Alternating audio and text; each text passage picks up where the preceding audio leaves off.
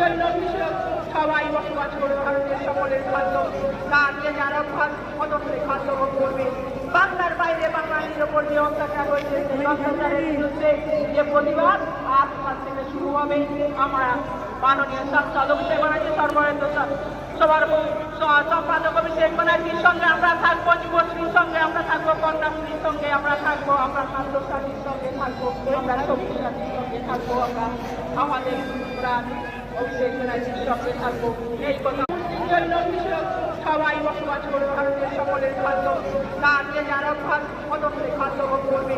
বাংলার বাইরে বাঙালির ওপর যে অত্যাচার হয়েছে সেই অত্যাচারের বিরুদ্ধে যে প্রতিবাদ আজ থেকে শুরু হবে।